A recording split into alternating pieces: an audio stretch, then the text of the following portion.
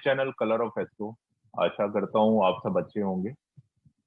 आज का विषय है नवम भाव यानी नाइन्थ हाउस। और इस भाव के बारे में ऐसे ऐसे लोग भी बोलते हैं जिनको ज्योतिष का ज्ञान बिल्कुल भी नहीं है। और क्या बोलते हैं, इस व्यक्ति ने शिक्षा तो बहुत अच्छी ली या मेहनत बहुत करता है पढ़ने के अंदर, लेकिन उतने नंबर नहीं आते, या धन उतना ही मिलेगा जितना किस्मत में लिखा है। या आपने देखा होगा फिल्म इंडस्ट्रीज में या टीवी इंडस्ट्री में कि बहुत सारे लोग ऐसे रहे होंगे जो बहुत सुंदर होंगे, गुड लुकिंग हैं और पर्सनैलिटी बहुत अच्छा है, लेकिन पिक्चर नहीं चलता या वो उतना सक्सेसफुल नहीं हो पाते। तब भी क्या बोलते हैं कि इसका भाग्य इसका साथ नहीं देता।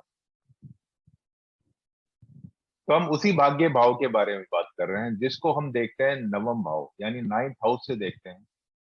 तो कुंडली में जहां पर 9 नंबर लिखा है, यह होता है नाइन्थ हाउस यानी हमारा आपका भाग्य का भाव। यह कुंडली के अंदर सबसे बड़ा त्रिकोण होता है। यानी अगर आप फर्स्ट हाउस को, फिफ्थ हाउस को और नाइन्थ हाउस को आपस में जोड़ दें तो एक त्रिकोण बनता है। तो यह सबसे बड़ा त्रिकोण है हमारी जन्म कुंडली का। यहां से हमारे को हमारे जीवन की डायरेक्शन मिलती हैं। अब डायरेक्शन बहुत तरह के प्रकार हो सकते हैं डायरेक्शन के। अगर आप ऑफिस में काम कर रहे हैं तो आपका जो बॉस है आपको डायरेक्शन दे रहा है, या आपका जो सीनियर है वो आपको जो डायरेक्शन दे रहा है। अगर आप बिजनेस कर रहे हैं तो आपका एक फ्रेंड हो सकता है, आपके फादर हो सकते हैं, या आपका कोई एक ऐसा फादर लाइक फिगर हो सकता है जो आपको डायरेक्शन दे रहा हो कि आप इस काम को इस तरह से कर लें। तो जितनी भी डायरेक्शंस हैं, और सिर्फ यही नहीं, जब आपको धार्मिक कार्यों के लिए डायरेक्शंस मिलती हैं, उसमें पूजा पाठ हो या आपका चर्च में जो आपको डायरेक्शंस मिलती हैं, आपके गुरु जो आपको डायरेक्शंस देते हैं, तो गुरु भी जो है आपके वो नवम भाव से आते हैं। और काल पुरुष की कुंडली में ये नवम भाव जो है वो गुरु को रिप्रेजेंट करता है। तो जीवन में जितनी डायरेक्शंस हैं वह सारी की सारी नवम भाव से देखी जाती है। यहाँ से आप जितने भी धर्म के कार्य करते हैं, चाहे उसके अंदर धार्मिक यात्राएं हो, आपने कोई पाठ रखवाया हो, आपने कोई यज्ञ किया हो, या आपने किसी मंदिर का, चर्च का, गुरुद्वारे का या किसी भी तरह का कोई निर्माण कराया हो, वो सारे के सारे नाइन्थ हाउस से यानी नवम भाव से देखे जाते हैं। अगर आपने कोई लंबा ट्रेवल किया है, जब भी लॉन्ग ट्रेवल देखेंगे वह नाइन्थ हाउस से देखेंगे। और लॉन्ग ट्रेवल में भी स्पेशली अगर आपने कोई धार्मिक लंबी यात्रा करी, आप वैष्णो देवी जाते हैं, आप अमृतसर गए, या आप पौंटा साहिब गए हैं, या आप हज के लिए गए हैं, तो जब भी आप देखेंगे तो वहां पर नाइन्थ हाउस को आपको जरूर विचार करना पड़ेगा।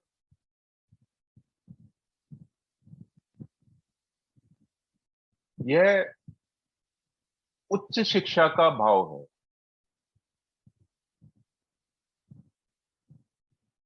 और ऐसी शिक्षा जो आप अपने बलबूते पे करते हैं। यानी आफ्टर ग्रेजुएशन के लिए अगर आप कोई, या आप नौकरी करते करते कोई शिक्षा ले रहे हैं, या आप ज्योतिषी सीख रहे हैं, ज्योतिषीय ज्ञान है, उसके लिए नवम भाव भी विचार किया जाता है। जो अभी आप और हम इस YouTube के चैनल के माध्यम से कर रहे हैं, सीख रहे हैं या सिखा रहे हैं, वो नवम भाव ही।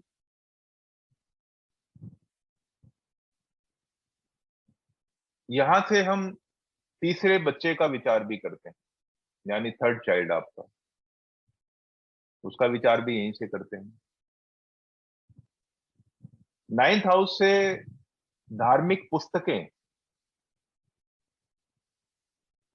कि आप धार्मिक पुस्तक पढ़ रहे थे इस टाइम पर, या आप धर्म के लिए कोई ना कोई आपने ट्रेवल किया है, या आपने धार्मिक पुस्तकें छपवाई हैं, या अन्य पुस्तकें छपवाने के लिए भी नाइन्थ हाउस का विचार किया जाता है। यानी जो प्रिंटिंग होगी वो नाइन्थ हाउस है। थर्ड हाउस हमारा लिखने का है, लेकिन नाइन्थ हाउस हमारा प्रिंटिंग का है।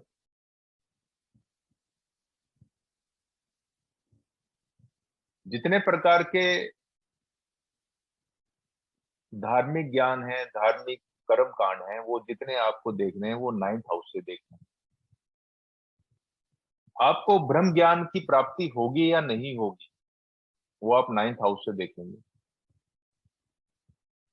आपके बॉस या गुरु का नेचर क्या होगा, या आपको जीवन में किस प्रकार से मिलेंगे, तब भी आपको नाइन्थ हाउस देखना चाहिए। और यहां से हमारे अगर बॉडी पार्ट की बात करें, तो हमारी सबसे बड़ी हड्डी,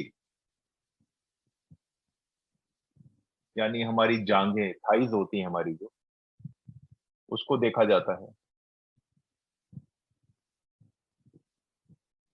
और ज्ञान हमारी रक्षा करता है। कि आपने बुजुर्गों से सुना होगा कि पैसा आएगा पैसा चला जाएगा। और आपने देखा भी होगा जीवन के अंदर बहुत सारे लोगों का, कि पहले बहुत जमीन जायदाद थी, पैसा बहुत था, बहुत गाड़ियां थी, तो वो हो सकता है आज हो या ना हो। लेकिन ज्ञान एक ऐसी चीज है जिसका चोरी नहीं हो सकता। और यही एक ऐसी चीज है जो आपके अगले जन्म में भी आपके साथ चली जाती है। ऐसा ज्ञान,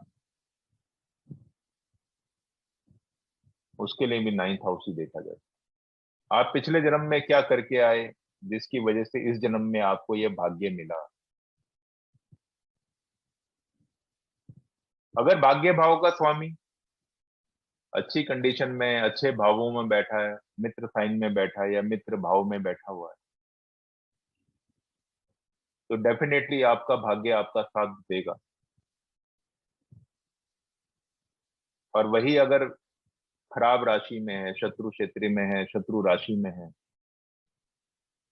तो कहीं ना कहीं आप पाएंगे कि आपका भाग्य उतना साथ नहीं देता, या आपका जो ज्ञान है वो उतना साथ नहीं दे पाता। मतलब आप सीधा बोल सकते हैं कि भाग्य साथ नहीं दे रहा। तो आज हम चर्चा सिर्फ यहीं तक रखेंगे। और बहुत सारी चीजें हैं जो धीरे धीरे समय के अनुसार, जब थोड़ा थोड़ा ज्ञान मिलता जाएगा, उसको हम ऐड ऑन करते जाएंगे। आगे हम चर्चा करेंगे अन्य भावों के ऊपर, और उसके आगे फिर हम सीरीज शुरू करेंगे एक राशि के ऊपर। तब तक के लिए आप जुड़े रहें, और मेरा वीडियो देखने के लिए आप सभी का बहुत बहुत धन्यवाद। और अगर पुराने वीडियो में जो आपने देखा है उसमें कोई प्रश्न हो तो आप मेरे से कमेंट बॉक्स में जाके प्रश्न पूछ सकते हैं। आशा करता हूँ मेरा वीडियो पसंद आया होगा। अगर पसंद आया है तो लाइक करें, सब्सक्राइब करें, शेयर भी करें, ताकि ये जो हमारा ज्ञान है हम बाकी लोगों तक भी फैला सके और इसका लाभ उठा सके अपने जीवन के अंदर। तो आज यहीं तक के लिए आप सबका दिन मंगलमय रहे। जय सिया राम।